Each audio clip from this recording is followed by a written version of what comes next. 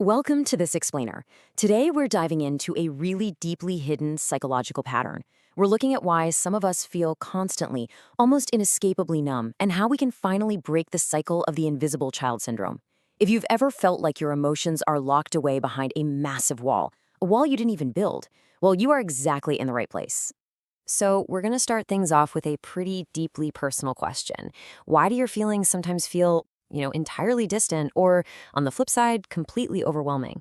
Have you ever noticed yourself just moving through the weeks feeling totally disconnected from your own inner world, only to suddenly get hit by this massive, unexpected wave of intense emotion out of nowhere?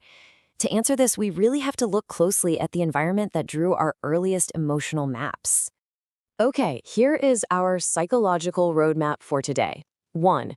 The invisible adult wounds. 2. Defining emotional neglect. 3. The conditional regard trap. And 4. Reclaiming your voice. Let's get right into it. Section 1. The invisible adult wounds. Recognizing the symptoms. Now, if you struggle with expressing your own needs, or if you constantly default to people-pleasing, or just feel a deep emotional disconnection from yourself, you might actually be carrying the wounds of the invisible child. The source literature talks a lot about identity diffusion. This is basically when you struggle to even name your own preferences. Like constantly saying, oh, whatever you want is fine when picking a restaurant with a partner just to keep everyone else comfortable. In relationships, this triggers a really exhausting pursue-withdraw cycle where true intimacy feels deeply uncomfortable. To understand exactly where these challenging adult symptoms come from, we have to look back at our early environment and expose the illusion of what a lot of people consider a normal childhood. Section 2. Defining emotional neglect. The non-events. You see, childhood emotional neglect isn't about loud, dramatic trauma. As our sources emphasize, it's actually about the quiet non-events. It's the everyday absence of attunement. We're talking about well-meaning caregivers who consistently miss, minimize, or just completely dismiss a child's inner world. And here is the really tricky part. Because there are no visible bruises, the child grows into an adult who minimizes their own incredibly valid pain, utterly convinced it just wasn't that bad. When parents repeatedly fail to respond to a child's emotional cues, they're sending a very powerful yet entirely subliminal message. Your feelings simply don't matter. And the child's brilliant, highly adaptable brain internalizes this unspoken rule. To survive, and honestly, to avoid being a burden, they learn to just wall off their emotions entirely and fade right into the background as the good, quiet kid. Now, let's elevate our understanding by diving into some dense but absolutely fascinating academic research to see exactly how these parental reactions literally hardwire our emotional regulation. Section 3. The conditional regard trap. The science of emotional suppression. Right, so this brings us to the conditional trap uncovered by researchers. On the right, we have conditional negative regard. That's withdrawing affection when a child fails to act as expected. That's a pretty clear punishment, right? But on the left, we have conditional positive regard. This is providing more affection, but only when a child complies.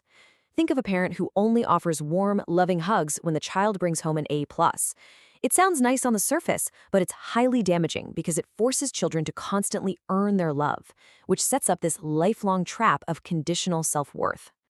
Looking at the path models from the research here actually proves the hidden mechanics of our minds. The data reveals that conditional negative regard directly causes deep resentment in the child, which leads to emotional flooding and dysregulation. But the real shocker? That's the conditional positive regard. It creates a powerful internal compulsion. It's this heavy, constant pressure that forces a child to actively suppress their negative emotions just to secure love. Ultimately, it creates a rigid adult operating out of fear rather than genuine interest. Fortunately, the research doesn't just leave us there, it also points us to the solution. The data shows that the healthy path to true emotional integration is autonomy support. This is where parents actively validate a child's feelings, even the really messy negative ones. They take their perspective and they provide a genuine sense of choice. So, stepping out of the diagnostic phase, let's look at how this builds into real evidence-based therapy strategies. Section 4. Reclaiming your voice. Actionable healing. Listen, healing requires achievable micro-steps. You can't just flip a switch overnight. First, you have to acknowledge your pain is real, naming that survival pattern without blaming yourself. Second, do the window of tolerance work.